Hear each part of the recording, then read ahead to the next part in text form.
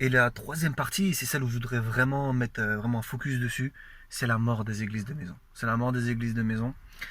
Alors, pourquoi? Parce que on voit que c'était la véritable fondation voulue par Dieu au début. C'est comme ça que l'église primitive s'est développée et a eu un tel succès. Alors beaucoup vont dire oui, mais c'est parce que c'était le début, etc.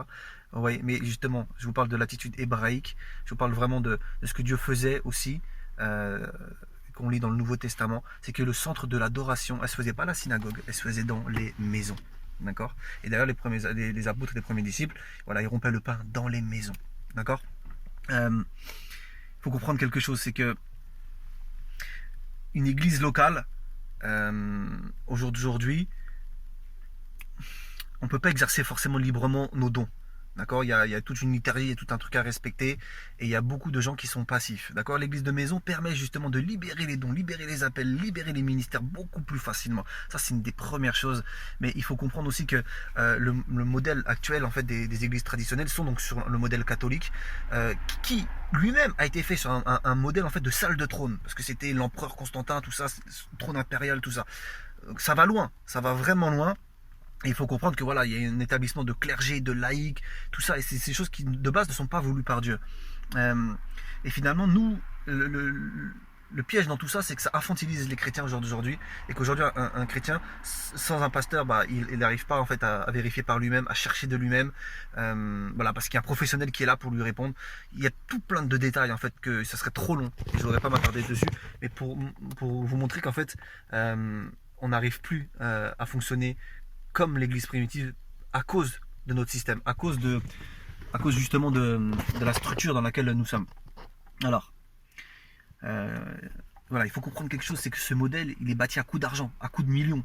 Il y a des crédits, des millions, des millions d'argent à rembourser tous les mois pour des bâtiments d'église. D'accord. Cet argent-là, il pourrait être utilisé autrement, pour les missionnaires, pour l'évangélisation, pour les œuvres sociales, humanitaires, toutes ces choses-là. On ne peut pas. On ne peut pas. Dans un livre que j'ai lu, il disait que c'était au moins 60 à 70% en fait de tout l'argent d'une église va justement dans le remboursement d'un crédit ou d'un paiement de loyer pour donc des pierres froides. Okay, et tout cet argent-là, en fait, on pourrait vraiment faire des miracles avec, on ne peut pas finalement. Mais je vais continuer, je vais aller plus loin. La maison a toujours été le lieu de prédilection pour Dieu, et on le voit notamment dans les fêtes de l'Éternel. Les fêtes de l'Éternel, d'ailleurs, qu'on connaît très peu. Beaucoup de chrétiens, finalement, on ne sait même pas à quoi ça sert certaines fêtes. Alors, on va me dire aussi, on connaît la Pâque, la Pentecôte, ouais, mais il n'y avait pas que ces fêtes-là que Dieu a décrétées. Mais on voit qu'elles se passaient souvent, enfin non, qu'elles se passaient dans les maisons. Shabbat aussi, c'est dans les maisons. La Pâque, c'est dans les maisons. Fête des tabernacles, c'est dans les maisons. Bref, les fêtes où on célébrait Dieu, c'était dans les maisons, c'était pas dans la synagogue. Aujourd'hui, dès qu'il y a un truc à fêter, c'est à l'église. Mais on a perdu quelque chose. On a perdu le sens premier de ce que Dieu voulait instaurer en les mettant dans les maisons. Je vous invite vraiment à méditer là-dessus. Mais je poursuis.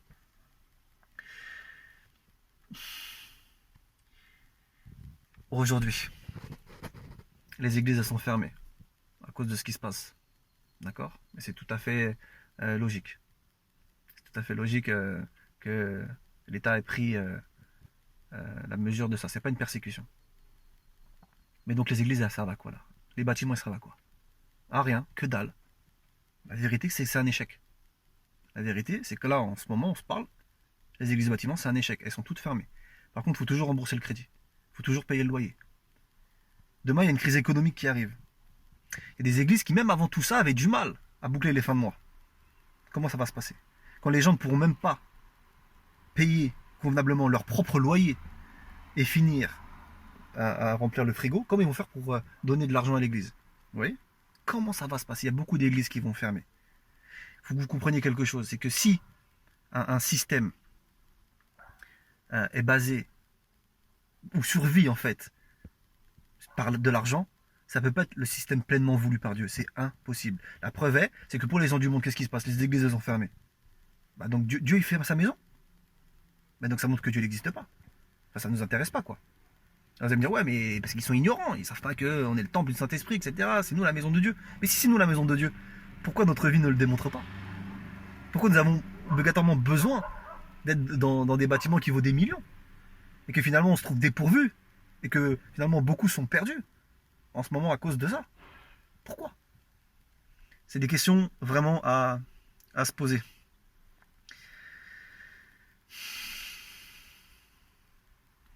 Aujourd'hui, les gens, ils sont forcés à faire un culte familial. Ils sont forcés à le faire. Alors que dans la Bible, on voit que Dieu, c'est quelque chose qu'il a instauré de lui-même. Le père de famille, le chef de famille, voilà, c'est lui qui lisait la Bible, il conduisait sa famille dans un culte, tout ça. Mais aujourd'hui, non, c'est perdu. Aujourd'hui, c'est perdu. Et donc voilà, quelque part, voilà, c'est un temps vraiment de réflexion. C'est pour ça que le titre, c'est interrogeons-nous, interrogeons l'Église sur quelle est la nouvelle arche, quelle est l'arche dans laquelle on doit monter maintenant pour continuer cette aventure avec Dieu. Vous savez, moi je fais partie d'un groupe de maison, j'en ai visité d'autres, et j'ai averti déjà plusieurs fois, voilà, mon petit groupe, un temps viendra où la persécution fera que cela sera obligé de se venir dans les maisons. Cherchez pas, un bout d'un moment c'est obligé, comme ça a été fait en Corée ou en Chine. Et ils ont eu un réveil, mais des visitations de Dieu magnifiques qu'on ne connaît pas encore à l'heure actuelle. Pourquoi? Parce que ils étaient dans les maisons et Dieu a pu vraiment se mouvoir, l'Esprit de Dieu a pu se mouvoir beaucoup plus librement. J'ai vécu des choses dans des maisons que je n'ai jamais pu vivre dans des églises traditionnelles. Il faut le dire, il faut le dire. Euh, et aussi, voilà, moi, j'ai invité, je disais, voilà, nous, voilà, on est dans une église de maison, ok, on se réunit, l'église se réunit dans une maison, c'est même pas l'église de maison, c'est l'église qui se réunit dans une maison, d'accord? Un jour, ça va arriver, cette persécution, ok? Il faudra bien que des gens soient prêts à accueillir ces personnes-là. Donc, la question c'est, on sait qu'on y arrive. Pourquoi est-ce que je pense que c'est ce que Dieu là nous invite là en ce moment, c'est pourquoi ne pas y revenir de nous-mêmes, se préparer de nous-mêmes, plutôt que de subir ça d'une manière brutale. Comme là, c'était un peu le cas finalement pour tous ceux qui sont dans des églises bâtiments, c'est brutal, ils sont obligés de faire des cultes en ligne, etc., de s'organiser, etc. Mais quand il y aura la persécution qui va venir, hein, la véritable, et peut-être en plus la crise économique, comment on va faire? Vous voyez? Donc c'est vraiment dans ce sens-là où je voudrais vous emmener. Si vous voulez voir un réveil en France, il faudra passer pour un renouveau. Il faudra peut-être accepter d'avoir marché sur de mauvaises fondations, de se repentir et de repartir sur les bonnes bases, les bases qui sont voulues par Dieu à l'origine. Voilà. Et c'est pareil aussi la notion de l'église locale. Je peux faire juste un petit aparté là-dessus. Une église locale, bibliquement parlant, vous voyez, c'est l'église de Éphèse, l'église de Jérusalem. Ça a le nom d'une ville. Pourquoi? C'est parce que l'église, c'était l'ensemble du croyant dans une ville. Mais il n'y avait pas de dénomination, il n'y avait pas de gros bâtiments. Finalement, c'était des petites cellules, plusieurs maisons, en fait, qui étaient toutes dans une ville. Et l'ensemble de ces petites communautés formaient l'église de Jérusalem ou d'Éphèse ou de qui vous voulez. Mais aujourd'hui, c'est très bien, vous dites, ouais, les églises de maison, c'est pas des églises locales. Mais en fait, la vérité, c'est que si. C'est plus biblique en fait qu'un bâtiment dénominationnel qui lui justement n'est pas une église locale. Parce qu'une église locale ne peut pas être plus petite ne peut plus être plus petite qu'à une échelle nationale, oui, locale. Donc si vous voulez, si vous habitez Paris, vous faites partie de l'église de Paris. D'accord? Vous faites pas partie de l'église du tabernacle des anges ou de la gloire triomphante ou encore de, je sais pas, de Tertullien ou qui que ce soit. Non, ça on ne retrouve pas dans la Bible. Je suis désolé, mais il faut le dire. Alors vous allez me dire c'est un détail. Oui, c'est un détail. C'est un détail, mais ça montre peut-être que justement on a beaucoup d'ego. C'est mon église, je lui donne le nom que je veux, machin, on prie pour avoir un nom, etc., etc. Mais finalement, c'est pas scripture. C'est pas scripture. Et ça, c'est qu'un petit détail, mais il y en a beaucoup comme ça, accumulés, qui font que finalement, on se retrouve dans un système qui n'est pas voulu par Dieu. Et on a vraiment perdu beaucoup, beaucoup, beaucoup de richesse à ce niveau-là. Vous savez, je parlais avec un missionnaire et je lui disais, moi je suis jeune missionnaire, et donc voilà, j'ai beaucoup à apprendre, et je disais donc à cet homme, je lui disais, mais t'as l'onction, tu chasses les démons, tu pries pour les malades, ils sont guéris, tu fais des trucs de dingue, tes prêches, elles sont bien et tout. Et pourquoi t'as jamais créé une église en fait? Et il m'a dit, mais je crois que parce que Dieu ne nous appelle pas à faire ça. Et vous savez, la vérité, c'est que ce qu'il a dit, ça résonnait déjà dans mon cœur en fait. C'est que on est appelé à envoyer les gens dans la moisson, les enseigner et les envoyer dans la moisson. Finalement, une église locale, ou les petites unités qui forment l'église locale, on n'est pas forcément appelé juste à grandir numériquement, mais plutôt à se vider pour aller dans les nations. Vous voyez, une église locale, finalement, elle doit se remplir, se vider, remplir, se vider. Mais aujourd'hui, c'est pas ça. C'est plus une église grossie numériquement, et plus on y voit la faveur de Dieu. Mais est-ce que c'est vraiment le cas? Est-ce que c'est vraiment le cas? Parce que finalement, ça a grandi numériquement, mais pourquoi? Pour s'asseoir sur une chaise? Parce que finalement, dans une église, il y a quoi? Il y a que peut-être 10-15% d'une église qui est actif. Parce que de toute façon, les postes après ils sont pris de toute façon. Donc qu'est-ce qu'on fait? Vous voyez, il y a quelque chose qui va pas. Il y a quelque chose qui va pas. Voilà, je sais qu'il y a énormément de chrétiens qui en ont marre de tout ça. Et voilà, Dieu va changer les choses, moi j'en suis profondément convaincu. Euh, le monde sera plus jamais comme avant. Hein. Moi j'en suis persuadé par rapport à ce qui se passe. Et vous savez, l'Église, elle n'a pas voulu écouter. Mais malgré elle, elle va devoir changer d'attitude. Beaucoup disent, ils sont où les prophètes? Ils sont où les prophètes? Qu'est-ce qu'ils nous disent? Et moi je vous le dis, les prophètes, qui les écoutent? Ça, on n'écoute pas les prophètes, on les écoute pas. Je suis pas en train de vous dire que je suis prophète, mais on n'écoute pas les prophètes. Donc, c'est bien de dire ils sont où les prophètes. Le problème c'est ça, c'est qu'il y a, je suis pas le premier à parler de ça. Il y a des livres qui ont été écrits sur le sujet, d'accord? Mais qui écoute? Qui lit ce genre de livre-là? Ah là là. Vous savez, si vous êtes pasteur dans une grande église, c'est facile. Le monde vous écoute. Vous avez beaucoup de brebis, beaucoup d'ouailles. Les gens vous écoutent. Mais bien souvent, Dieu utilise des personnes. On ne sait même pas d'où ils sortent. Vous ne savez même pas d'où je sors. Vous voyez? Mais voilà, Dieu des fois utilise ce genre de personnes. D'accord? Donc examinez, sondez ce que le Saint-Esprit dit à votre cœur pendant cette vidéo. Vous savez, je vois les choses sous un autre angle en tant que aussi jeune missionnaire. Et vous savez, j'en ai marre d'écouter des prêches depuis des années qui rabâchent les mêmes choses. Alors je dis pas que ça sert à rien, parce qu'il y a toujours des nouveaux convertis. Mais au bout d'un moment, vous, ça fait 5 ans, 10 ans, 15 ans, 20 ans que vous êtes dans les églises. Mais qu'est-ce qui change finalement? Qu'est-ce qui change dans votre vie chrétienne? Qu'est-ce qui change? Est-ce que vous faites des disciples? C'est voilà, c'est voilà. Je vais vous dire quelque chose. Voilà, c'est mon témoignage personnel. Mais quand je suis sorti des églises, c'est là que j'ai commencé vraiment à vivre des choses concrètes, vraiment vivantes, et j'ai vu vraiment des miracles de Dieu. Voilà, voilà, c'est fou de se dire qu'il a fallu que je quitte le système traditionnel pour commencer à vivre des choses concrètes avec Dieu. Voilà, aujourd'hui, voilà, Dieu m'utilise dans les dons spirituels et notamment les miracles de guérison. Je vois vraiment des choses qui, moi-même, ça m'étonne, ça m'émerveille. Je me dis, mais Dieu, qu'est-ce que tu fais, quoi? Qu'est-ce que tu fais à travers moi, quoi? Mais c'est beau, c'est beau. Et vous voyez, j'aime aller dans les villages reculés, là où personne ne va. Et ça, c'est pareil aussi. Il y a des choses pour moi, je comprends pas. C'est, on voit, il y a des invitations à droite, à gauche. Moi, je t'invite dans mon église, la semaine prochaine, c'est toi qui vas dans la mienne, etc. Machin, on fait une prêche et tout, etc. Ok, il y en a plein qui ont reçu des évangélistes, des prophètes, des pasteurs, qui vous voulez, d'accord? Dans les capitales, dans les grandes villes, dans les grandes églises. Ok? Mais personne dans les petits villages, on n'y va pas. Ben non, et pourtant, c'est la sorcellerie qui règne là-dedans. Et voilà, il y a quelque chose qui ne va pas non plus dans ce cas-là. À moins que tu aies invité et que tu vas relâcher l'onction, que tu vas prier pour les malades, ok, je dis pas. Parce que Dieu va agir, il va libérer des saints, ok? Mais il y a quelque chose d'autre. C'est que si c'est juste pour faire un message, fais-le comme je suis en train de le faire. On économise de l'argent, on l'utilise pour autre chose. Ok? On économise justement pour équiper les missionnaires pour qu'ils puissent aller là où personne ne va. Parce que finalement, je pose une question.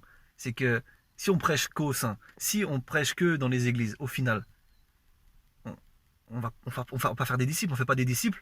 D'une certaine manière, on ne hâte pas le retour du Seigneur. C'est comme ça que je vois les choses. Donc voilà, il y a plein de choses à remettre en question.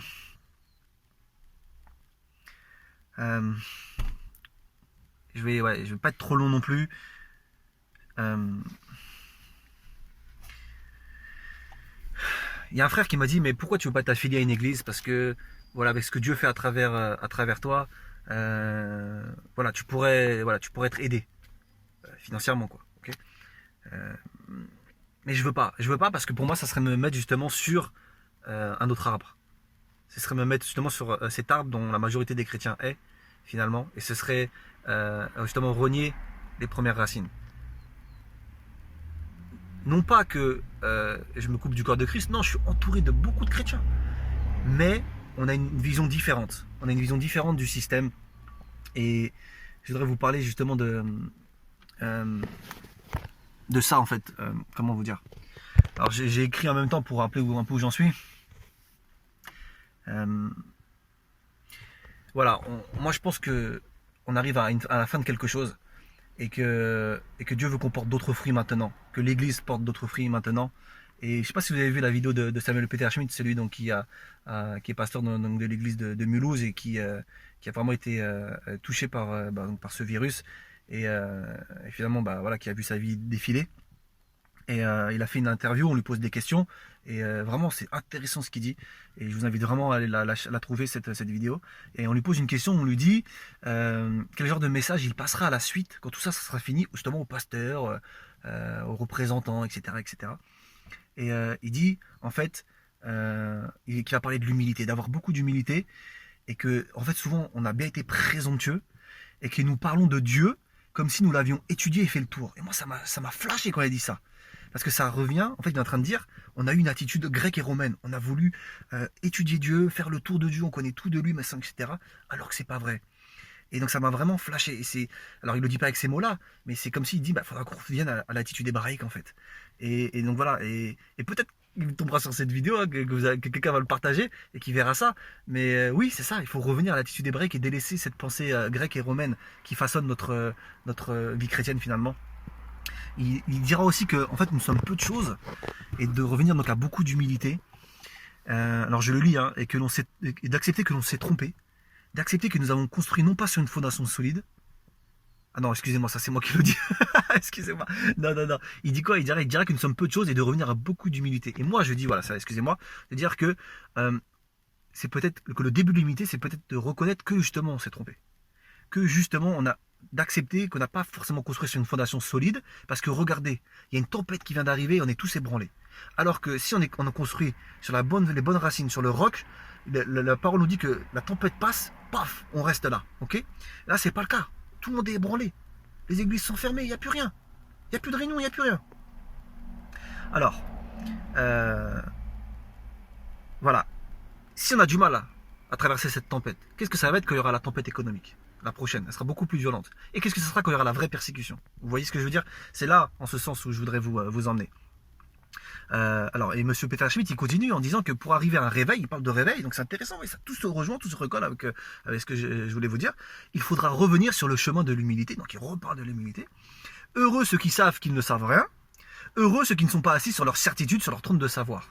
Mais est-ce que l'Église, justement, est-ce que chaque représentant des dénominations ne sont pas assis, justement, sur leur trône de savoir? Hey, vous comprenez ce que je veux vous dire? Et c'est vraiment des belles paroles. Moi j'ai aimé et j'ai l'impression qu'il touche vraiment le cœur du problème de l'église d'aujourd'hui. Mais concrètement, est-ce que nous sommes prêts à avoir cette humilité? Est-ce que nous sommes prêts à reconnaître que nous avons peut-être bâti l'église plutôt que lui a bâti son église, plutôt que Jésus a bâti son église lui-même? Et que finalement, voilà, on doit rentrer dans une nouvelle ère et prendre place dans une nouvelle arche. Voilà, Dieu a toujours mis voilà, il a mis une arche pour sauver Noé, sauver l'humanité. Et Dieu a encore des arches à disposition pour sauver le christianisme, voilà, pour qu'il y ait vraiment ce réveil mondial, que les âmes se tournent à Dieu. Et ça ne se fera pas dans les bâtiments d'église, non. Ça se fera avec cette réforme de ce système-là. D'accord? Beaucoup le pensent, beaucoup pensent à une réforme du système. Mais comme à l'époque de Noé, beaucoup n'écouteront pas. Beaucoup persévéreront dans ce qu'ils ont toujours fait. Mais malheureusement, au bout d'un moment, ils seront obligés de quitter aussi parce que ils ne pourront pas faire autrement. Donc voilà, je suis conscient que beaucoup ne seront pas d'accord avec ce que je vous ai dit. Mais si ce message vous interpelle, même vous dérange, c'est peut-être bon signe. Et ma prière, c'est que l'on puisse vraiment tous sortir ensemble de cette période avec une nouvelle approche. Que Dieu nous donne l'occasion vraiment de changer par nous-mêmes, en fait. Et d'apprendre autrement avant d'être vraiment obligé de le faire. Et de subir ce changement d'une manière radicale. Abandonnons notre système, abandonnons nos traditions. Soyons libres vraiment de toute religiosité parce qu'en fait, c'est ça. Dieu est bon, mais encore une fois, voilà, c'est toi qui décides, c'est nous qui décidons. Et je voudrais vraiment lancer vraiment cet appel, mais c'est d'une manière pas personnelle, mais vraiment dans l'unité totale, l'ensemble de l'Église, l'ensemble du corps de Christ. C'est qu'est-ce qu'on fait en fait? C'est voilà, faisons le bilan, en toute honnêteté. Faisons le bilan, les fruits que nous portons quand on lit vraiment ce que l'Église primitive portait, elle, et voyons les différences. Voyons qu'on pourrait se rapprocher d'eux, mais ce serait au prix d'abandonner certaines choses. Sommes-nous prêts à abandonner certaines choses? Monsieur Peter Schmidt est-il prêt à abandonner certaines choses? Parce que finalement, qu'est-ce qui se passe si on abandonne ça? Oui, il y a plein d'autres questions à se poser. Donc voilà, en tout cas, voilà. Église, l'arche est en train de se construire. Le nouvel arche, l'arche de demain est en train de se construire. Et la question c'est, est-ce que tu prendras part à sa construction? Est-ce que tu monteras dedans ou pas? Je vous bénis vraiment dans le nom du Seigneur Jésus-Christ. Shalom, shalom.